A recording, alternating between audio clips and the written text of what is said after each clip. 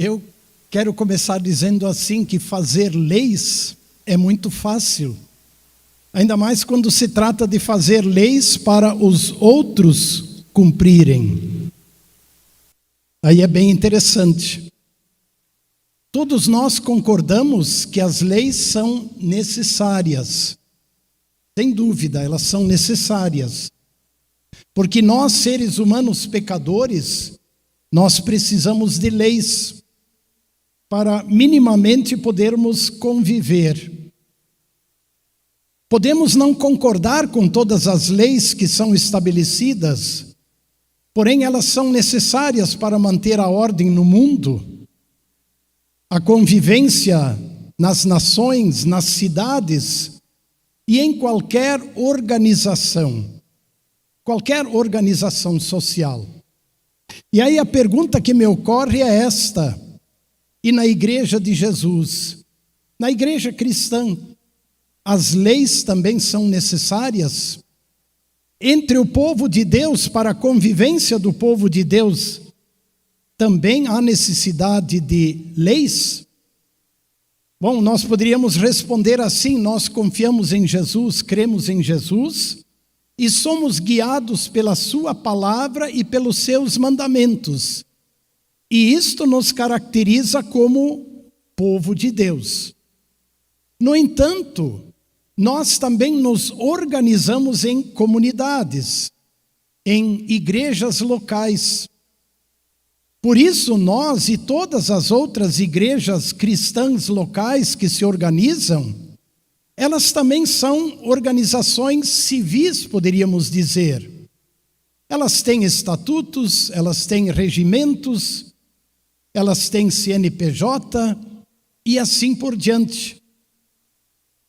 E as igrejas, como organizações civis, sociais, sim, elas também precisam de regulamentos e de regras de funcionamento.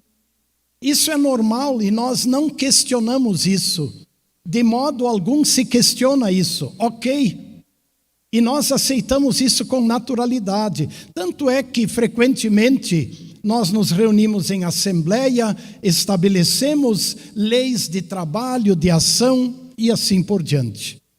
O problema começa quando as igrejas, normalmente a partir dos seus líderes, vão além daquilo que o Senhor Jesus recomenda em sua palavra e nos seus mandamentos, e então começam a estabelecer, a criar e a impor leis, regras, exigências, muitas vezes de ordem moral, e então exigem e dizem, elas são necessárias para a salvação.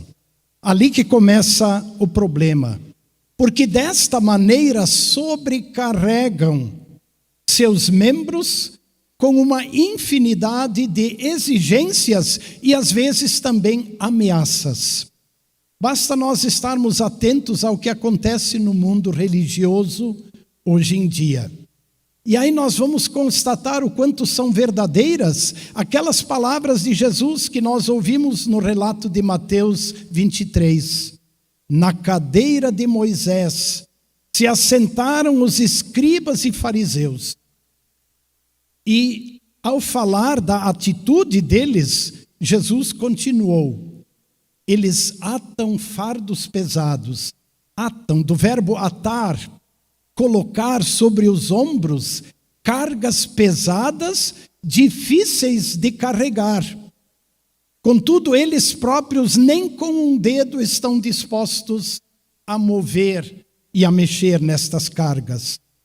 Esta foi uma crítica do Senhor Jesus aos líderes religiosos do seu tempo, que foram além das suas atribuições como guias.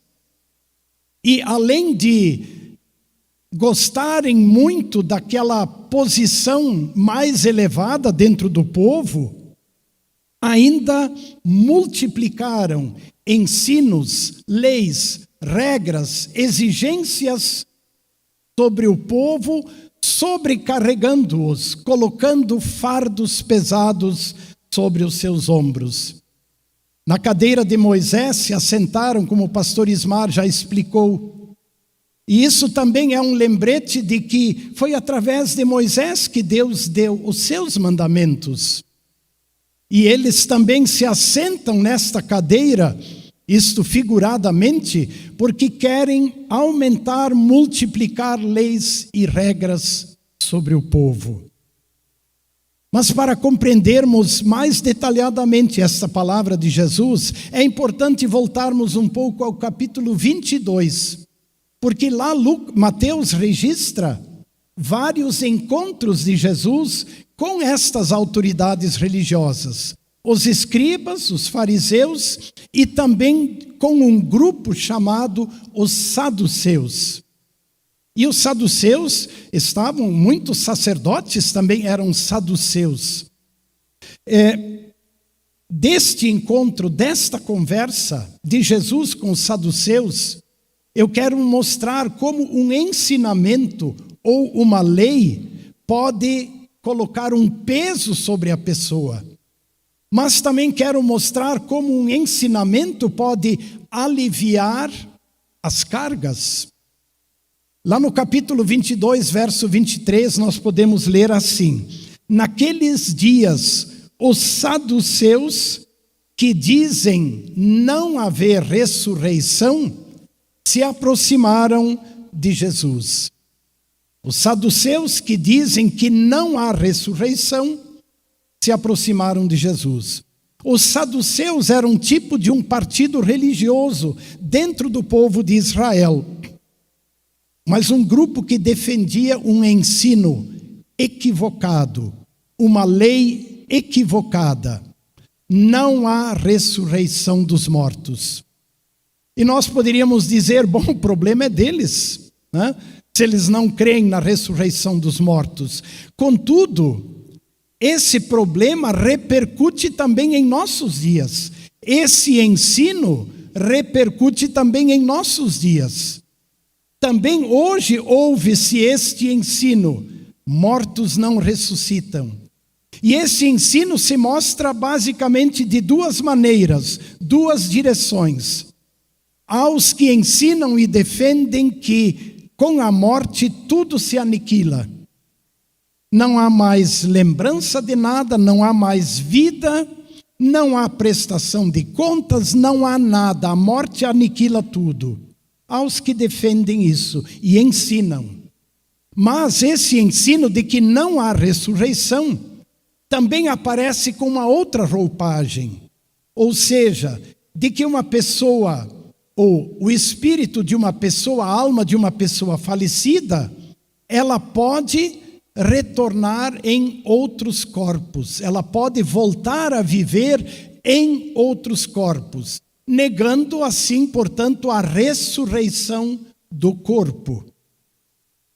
Precisamos observar de que estes não são ensinos da palavra de Deus, mas são ensinos de líderes, de guias humanos. São ensinos, sem dúvida, que sobrecarregam, que colocam um peso, dúvidas, inquietações. Não é um ensino que liberta e que traz paz. Por isso é bem importante nós observarmos a resposta que Jesus deu aos saduceus. E eu vou pedir que seja colocada a resposta de Jesus e vocês podem acompanhá-la. Observem o que Jesus diz aos saduceus, que diziam não haver ressurreição. O erro de vocês, diz Jesus, está no fato de vocês não conhecerem o poder de Deus, nem as Escrituras e nem o poder de Deus. Vejam que palavra, que acusação aos líderes, àquele povo. Se vocês conhecessem as Escrituras, saberiam que Deus nos lembra que os mortos ressuscitam. E se vocês conhecessem o poder de Deus, que nos formou do pó da terra, vocês também saberiam que Ele tem poder e autoridade para ressuscitar o nosso corpo que voltou ao pó, ou que volta ao pó após a morte. E aí ele continua: quanto à ressurreição, esse é o ponto. Quanto à ressurreição dos mortos, vocês nunca leram o que Deus disse a vocês? Eu sou o Deus de Abraão, o Deus de Isaque e o Deus de Jacó? Ele não é Deus de mortos e sim de vivos. Observem a importância das palavras de Jesus. Deus é Deus de pessoas que vivem. A morte do corpo não aniquila a vida. A morte do corpo não aniquila a vida. Deus é Deus de vivos. E para comprovar isto, ele cita que ele é o Deus de Abraão, de Isaque e de Jacó. Mas há uma segunda mensagem importante nesta palavra de Jesus. Elas nos mostram que o ser humano é único de corpo e alma. O fato de Jesus citar que Deus é Deus de Abraão, de Isaque e de Jacó, ele menciona pessoas que tinham corpos, e estas pessoas são únicas. Vamos pensar sobre essa palavra. Bom, esse destaque de morte e ressurreição está sendo dado exatamente porque na última quinta-feira nós lembramos o dia dos finados, dos que morreram. E nós aqui em nossa congregação, hoje estamos lembrando de 15 irmãos e irmãs que neste último ano faleceram. Seus corpos morreram, contudo eles vivem, assim como Abraão, Isaque e Jacó vivem. E pela fé no Redentor e Salvador Jesus, eles receberão um corpo novo e glorioso no dia da ressurreição. Porque a ressurreição do corpo, esta é a grande mensagem. Ali está o grande consolo e a grande esperança do povo de Deus. A ressurreição do corpo, o que nós afirmamos na fé desde o tempo apostólico. Agora, que garantia nós temos quanto a isso? Que garantias temos a respeito da ressurreição do corpo? A ressurreição de Jesus é a nossa garantia, a garantia da nossa ressurreição. E eu vou pedir para colocar agora 1 Coríntios, capítulo 15, versos 19 a 23, que vocês também podem acompanhar. É uma palavra bem conhecida do apóstolo, onde ele diz: se a nossa esperança em Cristo se limita apenas a esta vida, somos as pessoas mais infelizes. Não, a nossa esperança vai além da morte do corpo. Mas, de fato, Cristo ressuscitou dentre os mortos, sendo ele as primícias dos que dormem, o primeiro a ressuscitar. Visto que a morte veio por um homem, no caso a desobediência de Adão e Eva, também por um homem, Jesus Cristo, veio a ressurreição dos mortos. Porque assim como em Adão todos morrem, assim também todos serão vivificados em Cristo. E agora, o verso 23. Cada um, porém, na sua ordem. Cristo, as primícias, o primeiro. Depois, os que são de Cristo, os que confiam nele. Quando? Na sua vinda. No dia do juízo final, quando ele voltar. Ali está a esperança do povo de Deus. O apóstolo Paulo usa também mais uma outra ilustração. Está em 2 Coríntios capítulo 5. E eu acho ela sensacional porque ela é clara. Lá ele usa a comparação entre uma barraca e uma casa. E o apóstolo compara o nosso corpo terreno, material, com uma barraca. Mas o corpo novo que nós vamos receber na ressurreição é comparado com uma casa. E o apóstolo explica: a barraca é passageira, assim como o nosso corpo terreno é passageiro. Mas o corpo celestial, assim chamado, o corpo novo e glorioso, é comparado com uma casa. Ele é definitivo. E então o apóstolo diz: aquela casa será o nosso corpo celestial. E quando nos vestirmos com ele, não ficaremos sem corpo. Ou seja, que perspectiva extraordinária para a vida futura na glória com um corpo novo. Não somos espíritos ou almas vagando. Não, receberemos novamente um corpo glorioso no dia da ressurreição. Mais duas breves reflexões para concluir com base no texto e nas palavras de Jesus. Quando ele disse assim: olha, aqui na terra, não chamem a ninguém de pai, de guia, de mestre, porque o pai de vocês está no céu. Eu sou o mestre de vocês, o guia de vocês. De certa forma, Jesus também está nos dizendo assim: olha, cuidado em seguir mestres e líderes, porque o mundo está cheio de mestres e líderes, de homens, mulheres que se apresentam como guias, como mestres e que nos fazem promessas ou nos sobrecarregam com leis e exigências. Jesus diz: vocês têm a minha palavra, vocês têm o meu evangelho, vocês têm os meus mandamentos que querem guiar vocês com segurança.